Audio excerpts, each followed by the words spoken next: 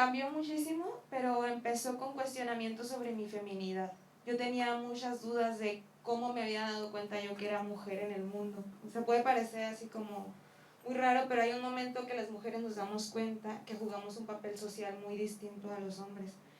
Y yo me preguntaba eso, entre muchas cosas, pero todo sobre mi feminidad. Entonces empecé a escribir sobre eso, como a vomitar todo eso, y en algún punto empecé a escribir en una sola línea historias de 71 mujeres. Ahorita fueron 61, o sea, lo corté, y lo corté todavía. Pero yo escribía lo último que se sabía de ellas, ¿no? Y entonces yo, pues de estar viendo en Facebook y de vivir mi vida como mujer, yo escribí esto desde la molestia, estoy muy, muy enojada con el mundo que me ha tocado vivir, la tierra que camino, y entonces lo que pasó fue de que me di cuenta que fuera de mis preguntas de la feminidad y todo, teníamos afuera un vómito de nombres, de mujeres que ya no estaban o que no se sabía si estaban o dónde estaban, si podían estar. Y entonces yo me ponía a pensar que lo último que veíamos era lo amarillista, ¿no? O sea, veíamos fotos de cuerpos o el chisme de con quién se acostó, y yo pensaba, ¿y qué pasa con toda la vida que tienen detrás estas mujeres? O sea, para mí lo importante no era si había tenido relaciones sexuales con 20 hombres antes de eso, o sea, es decir, eso no condicionaba lo que le había sucedido, ¿no? Entonces, yo pensé en que estaba cansada de ver nombres de mujeres, solo su nombre, si acaso su apellido, y no saber más que lo que a la sociedad no le gustaba de esa vida, y cómo eso lo hacían parecer que solo por la vida que había vivido, que pensaban que había vivido, merecía su destino, ¿no? El terrible. Entonces yo pensaba que detrás de cada mujer, independientemente de quién eres, está una vida difícil o fácil que nos ha tocado vivir, pero que merecía ser nombrada, ¿no?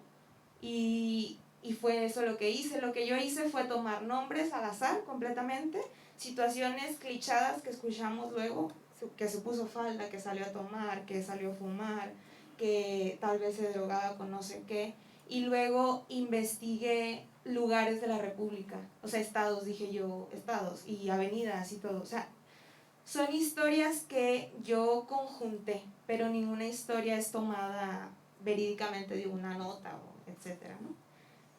Así nació, o sea, nació justo de mis preguntas de cómo era para mí vivir siendo una mujer. Bien, pues muchas gracias por estar aquí con nosotros. Bueno, no sé si por azares del destino o algunas cosas, tengo la dicha de que Samantha es muy amiga mía, ¿no? Entonces conozco los primeros pasos del propio texto. De hecho, recuerdo esos momentos donde me compartía estas dudas que ella tenía sobre su feminidad, ¿no?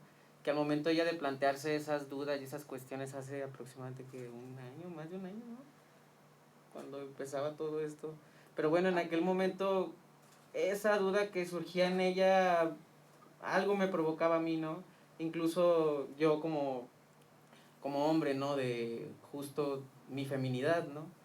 Y de una u otra forma hay un diálogo que se ha logrado, no sé si en mayor o menor medida, a partir de aquellos cuestionamientos donde personalmente a mí me deja claro, ¿no? En donde tenemos esa cuestión femenina y esa cuestión masculina en tu propia individualidad, ¿no? Que la reconoces para poder reconocerte en el otro, y este tipo de situaciones que es difícil porque sí son situaciones que han sido investigadas y que hay cierta ficción dentro de las propias historias de estas 61 mujeres, pero que no están ajenas, ¿no? O sea, no están lejanas, o sea, eso lo escuchas en el periódico, eso ha sido juzgado pues todo el tiempo, ¿no?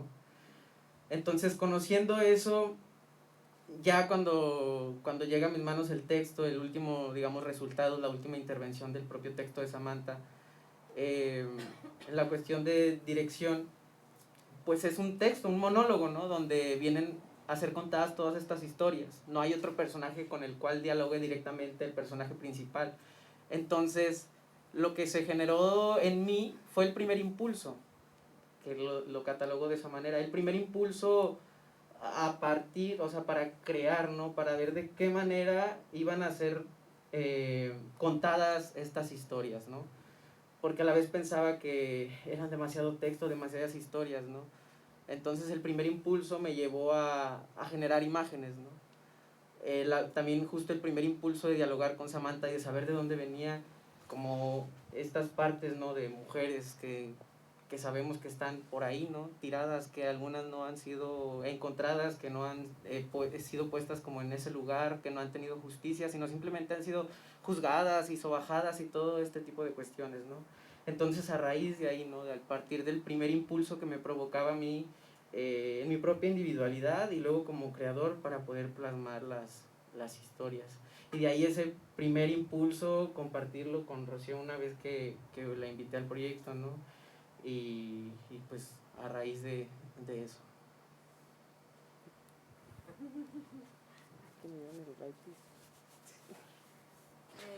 Bueno, gracias por venir hoy.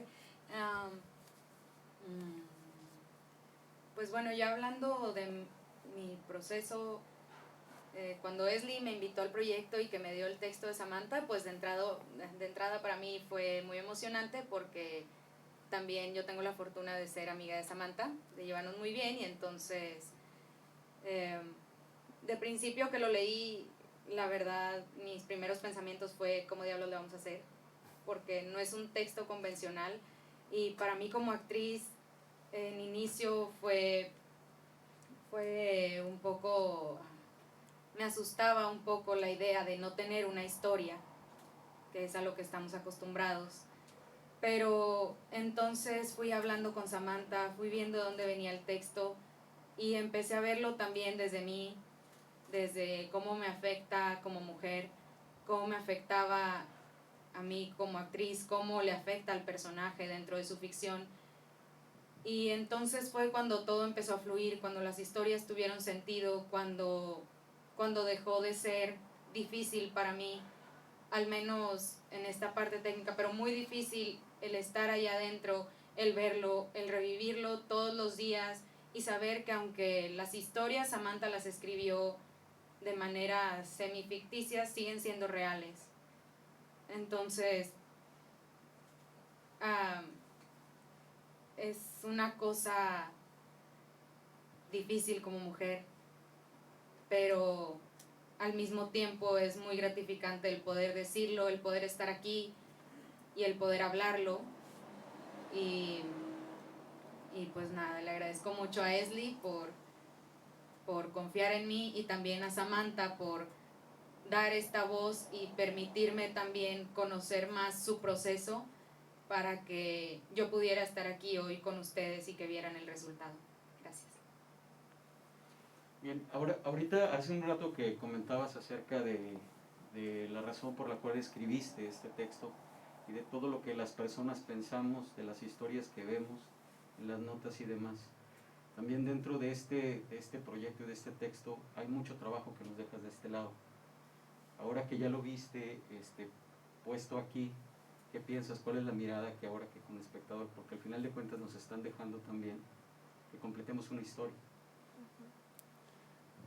Pues sí, yo pensaba en que había muchas formas de contar historias. Podía haber agarrado un personaje y contar su historia y a través de él ver muchas, ¿no? Pero a mí me parecía importante, incluso, digo, yo lo escribía y lo imaginaba, ¿verdad? Evidentemente. Pero a mí me gustaba la idea, aunque es que hubo una vez que alguien leyó el texto, porque se lo pasaba a mis amigos de que, y me decía, es que esto parece que lo sacaste de Wikipedia. Y me gustó porque mi intención no era para nada, ¿cómo decirlo? No era generar una cosa de, oh, qué dolor, todas esas historias. No, era más bien de decir, detrás de cada nombre que vemos está una historia, y puede ser la que sea. Porque a mí me daba todo el tiempo tengo la sensación de que mis amigas y yo estamos en riesgo todo el tiempo. Entonces yo cuando escribí, mi idea era eso, era específicamente llegar y decirle, o sea, contarle a la gente las historias detrás de lo que pudo haber sido una vida, ¿no? Pero justo me gustaba la idea de que fueran muchas y de que se volviera cansado, porque para nosotras de este lado luego es cansado esa realidad, ¿no? O sea, a mí me parece muy cansado llegar a mi casa y ver en Facebook alertas Amber todo el tiempo y eso, ¿no? Entonces esa era mi intención y bueno, y luego yo tenía justo las imágenes de que el personaje que está ahí, que cuenta esas historias, es porque es una más, solo que no se ha dado cuenta, ¿no? Entonces yo tengo este universo en la cabeza de que este personaje escucha voces todo el tiempo, ¿no? Y lo único que puede hacer para rescatar es, siente que algo tienen que decirle, no sabe qué, entonces lo único que puede hacer como es grabarlo, escribirlo, no sé, hacer algo con esas historias y a través de un elemento que bueno, que yo escribía, que era una ventana, todas veían la misma ventana, ¿no? Como si fuera todo el destino trágico de esas mujeres. Muy bien. Bueno, ¿alguien del público que quiera compartir? Hassan.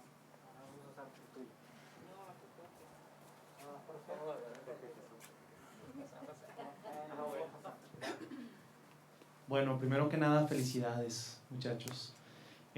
Ya los conozco trabajando y sé que son un dúo dinámico y muy talentoso. Y, por supuesto, Rocío, que se unió a la aventura. En efecto, tenemos un texto que es muy poderoso, aún teniendo un tratamiento casi periodístico. A mí me resonaba mucho cada historia, cómo iba siendo contada de manera casi telegráfica, con detalles y con estos puntos suspensivos, ¿no? De completa la historia, aunque ya sabes cuál es el final, y es lo más brutal, ¿no? Ver las imágenes suspendidas, como las vidas de estas chicas, suspendidas tal cual, hacen que todo el trabajo en conjunto sea muy elocuente, ¿no? A pesar de que comentes, es cansado, sí es cansado, obviamente, pero no en el sentido de que, ay, ya por Dios que acabe, no, sino que te promueve una reflexión inmediatamente, te mueve de una forma tremenda, ¿no? Entonces, ¿qué les puedo decir? Me parece un abordaje muy padre para un texto que sí nos puede parecer que no es teatralizable, pero han demostrado que es. Tenemos un personaje que está en medio de una situación, de un conflicto y unas historias a su alrededor. Está completo, ¿no? Muchísimas felicidades, qué genial. Gracias.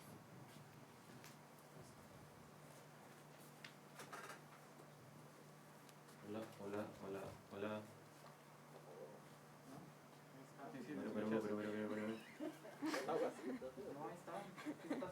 ¿Sí se escucha? Sí. Bueno, felicidades, igual, perdón. Primero comienzo por una historia chabacana, pero tiene sentido, me dan la oportunidad. Pero lo que me sucedió en dos ocasiones, en dos montajes. Una en San Luis Potosí, me pasó que cuando estábamos haciendo la investigación de la obra, fuimos a un panteón, el Saucito se llama, ¿no? De este nombre. Entonces fuimos hasta la zona donde están las tumbas de los niños, y entonces estaba grabando y me pasó que estaba con la cámara y en las tumbas de los niños ponen por lo regular los juguetes que les gustaban, ¿no? Entonces, o zapatitos, o, ¿no? Por lo regular juguetes. Entonces estaba grabando una tumba y estaba un reilete y de la nada, ¿no? Así, en el video se ve cómo está, de hecho hay un sauce atrás, no hay viento, el árbol no se mueve, se empieza a mover el reilete, así, ¿no? Y de repente, pum, se detiene, ¿no? Entonces como que había una sensación, digo, ya sé, muy místico y acá, pero me daba la sensación como que algo me quería llamar la atención, ¿no? Y ahora en Veracruz, allá en Jalapa, estoy haciendo un montaje, estábamos hablando sobre temas de violencia, o sea, a partir de las historias de los actores de violencia, y pues todos sabemos todo lo que pasó, digo, sigue sucediendo, pero que fue muy álgido con Duarte, en un espacio que está atrás de una reserva natural, hicieron una colonia, pero nada más hicieron las calles, ya no, como era parte de la reserva, solo dejaron calles y está como todo verde, ¿no? O sea, es muy bonito el lugar. Y ahí vas a hacer ejercicio y cosas de estas, ¿no? Entonces fui a ese lugar y veo hay como una casita y veo una planta como muy rara, que es como que salía mucho de ahí. Y una cosa rarísima, está como la planta así y empieza a hacer vueltas, pero muy extra, o sea, como muy fuera del orden de una planta, ¿no? Empieza a hacer como me acordé del reilete del niño, empieza a hacer esto y unos días después me acuerdo, vi en las noticias que en ese lugar de este grupo de rastreadoras, de familiares que rastrean a cuerpos, descubrieron que ahí había no sé cuántas pues, restos de personas, ¿no? Entonces como que tenía como que me clavé con ese rollo de objetos o de cosas que suceden en nuestra vida cotidiana que te están diciendo, aquí estoy, ¿no? Y me pasó un poco similar, yo sé que ahorita es como una cosa que sucedió, pero es que cuando justo empezaron a poner las fotos, se empezó a mover el espacio, ¿no? O sea, como que retoma otro significado el hecho de que no es estático, ¿no? Yo sé que está el aire acondicionado, yo sé que lo digo como un comentario que me pareció muy curioso, ¿no? Como ese espacio, ese dispositivo que finalmente adquiere un movimiento puesto de manera intencional o no, no significa, ¿no? Entonces el hecho de poner estas fotos y estas mujeres que tienen una carga, ficcionadas o no, y que se mueven, a mí me pareció como pues muy, muy fuerte, ¿no? Eso es como la plática chabucana. Y lo otro que iba a comentar es, justo yo me estaba preguntando, ¿no? Como esto es ficción, ¿no?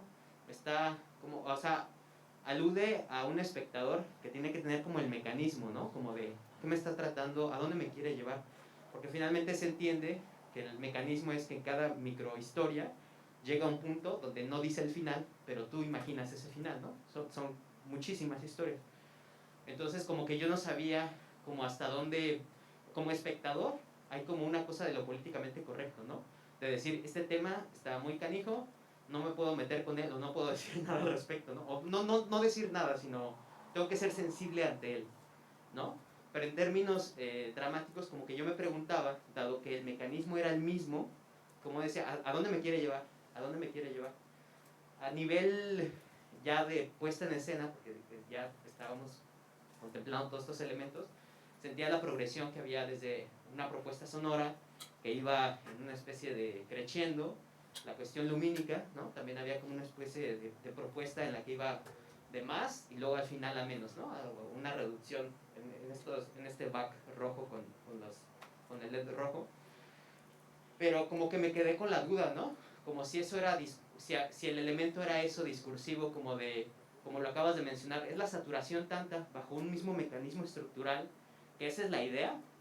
O sea, porque es como el efecto auditivo, ¿no? Cuando escuchas un sonido todo el tiempo, tu cerebro lo deja de escuchar o lo deja de concientizar, ¿no? O sea, ya no lo escuchas. No significa que no esté, significa que tú no lo estás, que tú lo omites.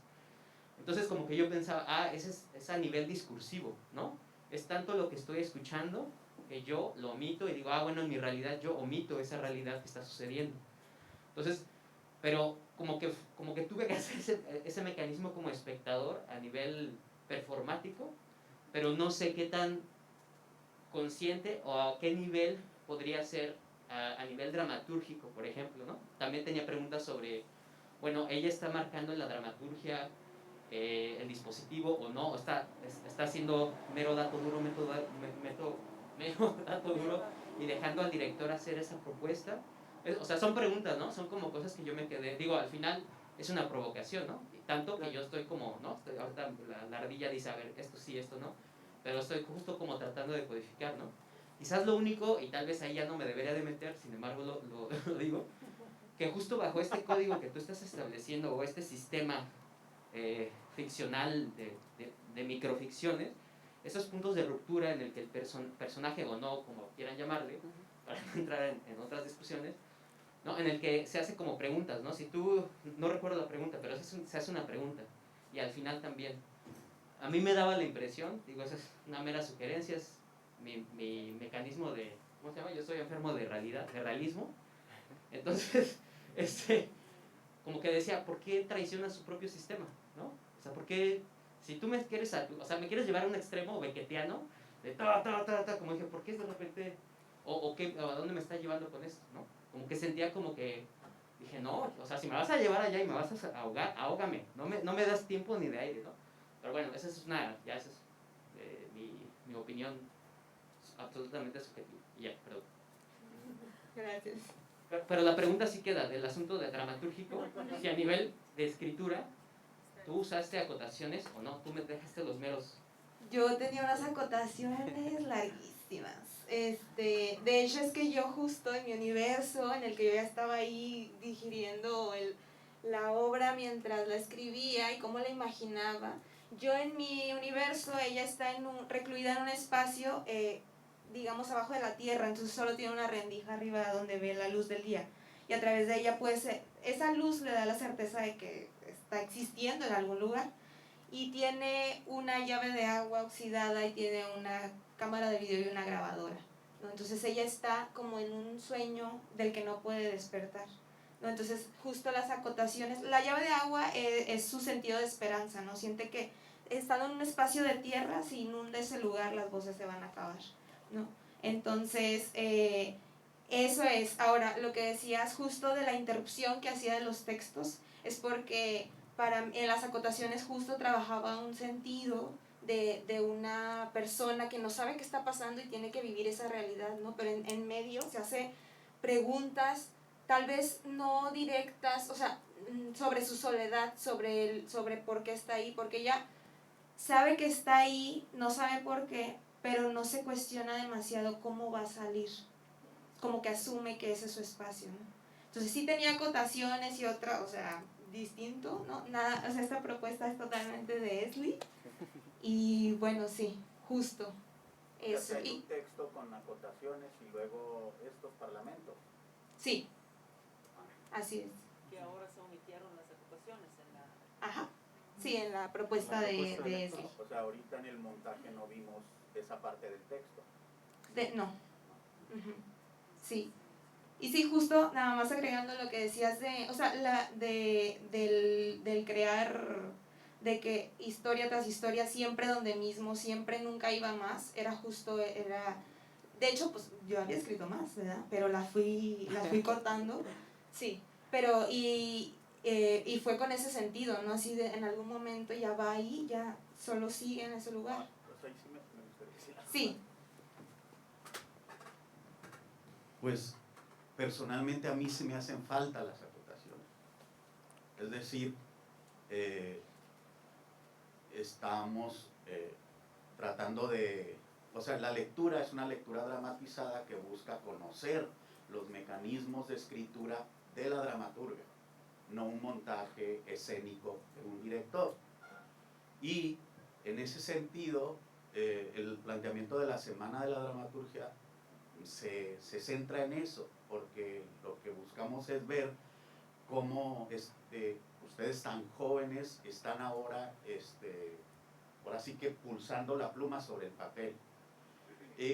Primero. Segundo, a mí me hace falta porque creo que hay esto que dice Hassan, de que te deja como un poco sin aliento, se puede llenar no por necesidad escénica, sino por necesidad de lector, en el pensamiento que uno como escritor de teatro también pone en la acotación y que le da un sentido estructural a la dramaturgia para conocer. Entonces a mí me queda un poco como en deuda, ¿sí me explico? Conocerte a ti como escritora, porque no sé qué parte de las acotaciones cortaron y o por qué no están, que de pronto me hacen sentir mutilado mi propia comunicación, mi propio sentimiento de conexión con la puesta en escena de la lectura. Pero, o sea, no es una crítica negativa para nadie ni nada, simple y sencillamente creo que no leí todo el texto. Porque las acotaciones también son parte del texto. También dicen, aunque nomás digan cierra la puerta o abre la puerta, también dicen cosas importantes.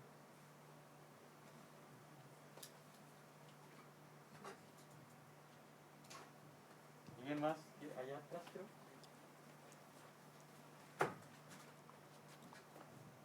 Hola, felicidades, chicas. Sí, justo me quedaba esa duda, o sea, como la cuestión igual y de que no es, está chido el texto que no que propone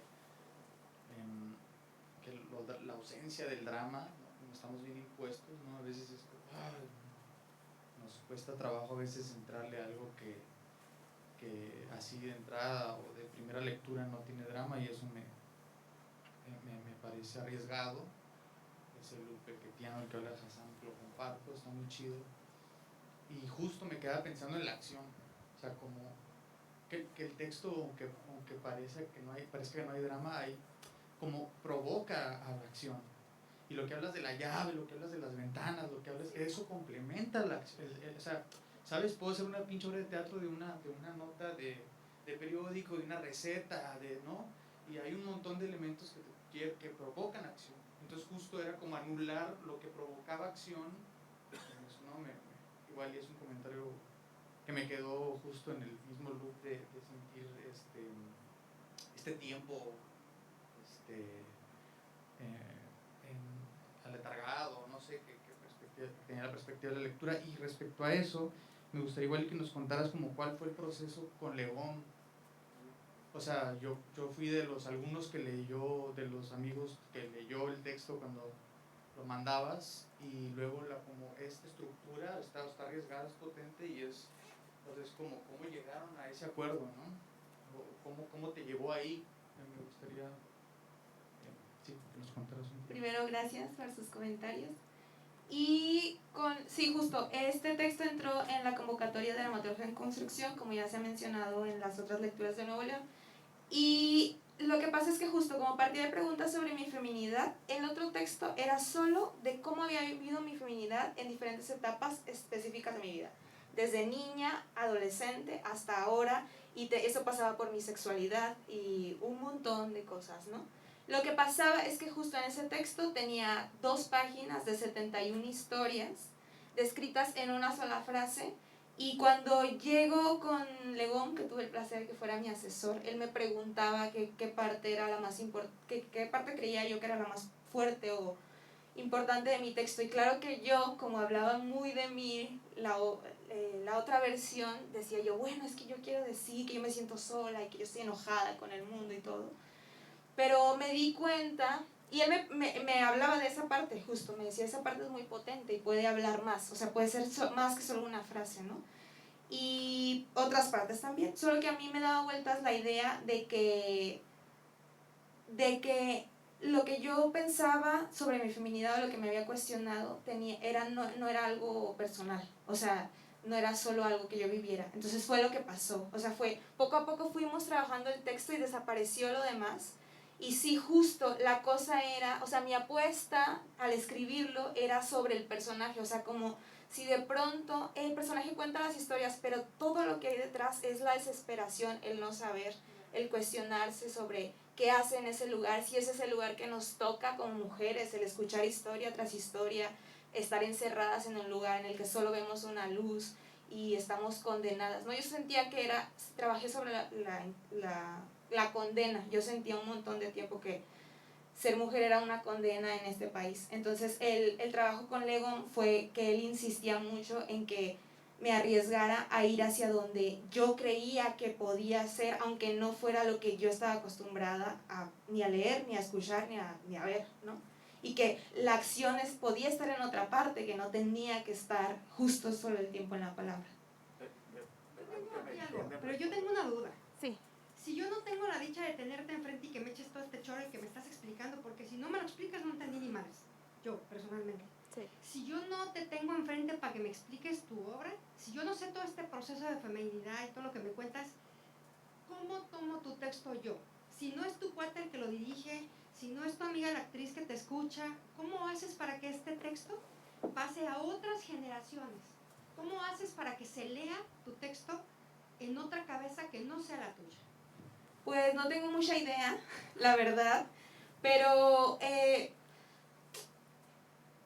no sé cómo decirlo, como como justo al final yo puedo escribir, y aunque yo ahorita esté escribiendo para montar yo, o sea, porque yo quiero hacer algo de más, lo puede agarrar a alguien más y darle otra cosa, yo hago lo posible,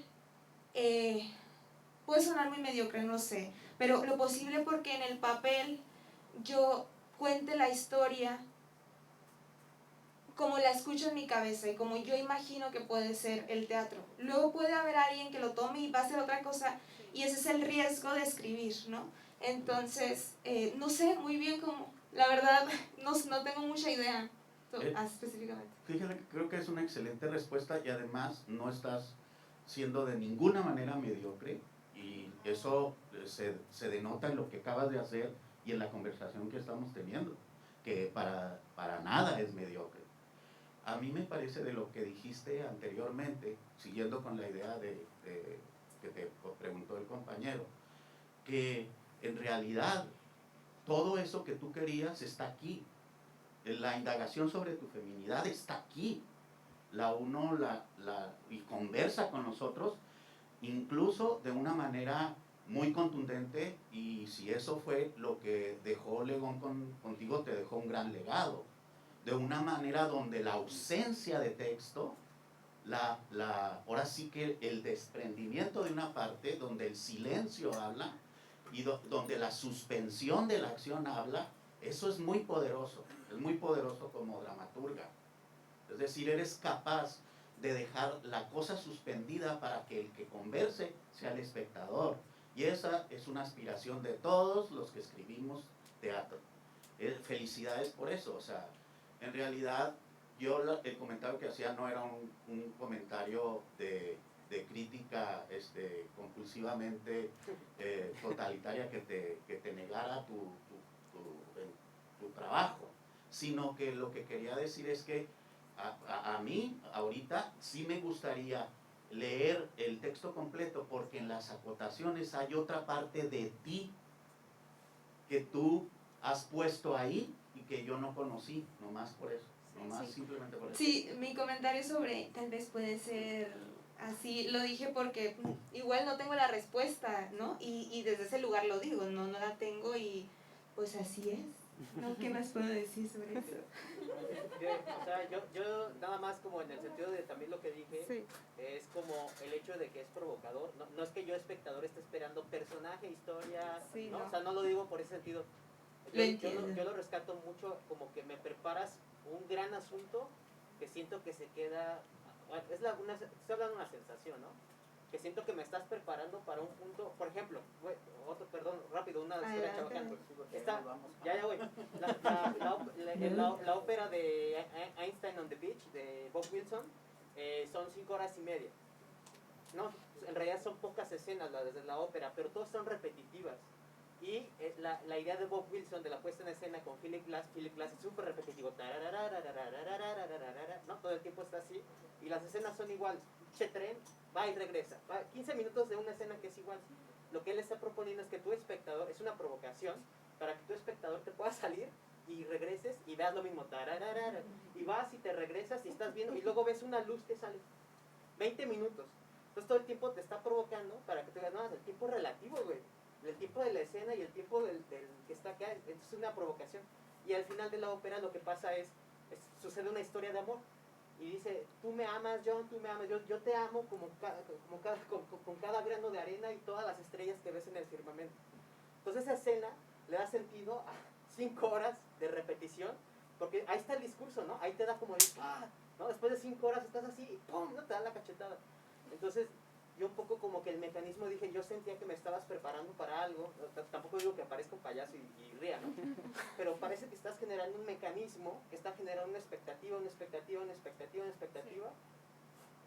Y mi impresión es que se diluye un poco, ¿no? O sea, en ese mecanismo, en esa estructura que estás planteando, nada más. Listo. Solamente vamos a un comentario. Adelante, bueno, antes que nada, felicidades. Yo comparto un poco lo que dijo... Perdón, se me fue... Jorge. No. César, perdón. Comparto lo de César, que nos deja mucho trabajo que hacer como espectadores, ¿no? Creo que en un principio yo entré, o sea, o entramos, creo que varios esperando a lo mejor algo convencional, ¿no? Que vengan y nos cuenten una historia que tiene una progresión como ya la conocemos, pero bueno, yo admito que me costó trabajo como entrar en, como entender la dinámica, pero una vez que la fui entendiendo, me fue atrapando. Y sí hay una progresión muy sutil en las historias que se cuentan. O sea, sí hay algo bien sutil que va creciendo en la información que se va dando entre una historia y otra. O sea, a mí me costó entender el camino por el que iban estas historias, pero una vez que lo entendí ya pude relacionar lo que pasó en las historias anteriores, pero no sé, igual también me cuestioné esto que dice Samantha de mi propia feminidad y mi lugar en el mundo, y ver las historias de estas mujeres, no sé cómo decirlo, o sea, luego me puse a pensar en el momento y el estado de vulnerabilidad en el que se encontraban cuando eso les sucedió, ¿no? Iba creciendo en ese aspecto, ¿no? Cada vez veías una historia nueva con una mujer más vulnerable que la anterior o con otro tipo de vulnerabilidad, ¿no? Entonces sí te hace cuestionarte mucho el país o el mundo de mierda en el que vivimos, donde hay tantas realidades y tantas historias distintas, donde puede ocurrir esto, ¿no? Y detalles, o sea, a mí me atrapaba como a veces detalles tan sutiles como que se pintaba las uñas de rojo, como que ese día traía falda, como que traía cargando 5 bolsas, ¿no? Cuando eso le ocurre, ¿no? Como que ese día decidió subir un puente, ¿no? O sea, como cosas tan sutiles las pusieron en un estado de vulnerabilidad, ¿no? Y me atrapó mucho la frase de corrió con sus pies de niña. O sea, eso como que me removió mucho entre otras frases. Entonces creo que sí hay un crecimiento sutil. Y para mí es bien importante este tipo de voces femeninas, jóvenes y arriesgadas, ¿no? Porque justamente como decía Víctor, pues es un texto muy arriesgado.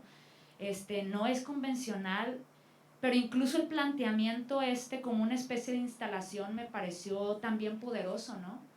Aunque sí, ciertamente nos falta a lo mejor la acotación y esto que nos pudiera comunicar, yo veo como una especie de instalación que también provoca algo, ¿no?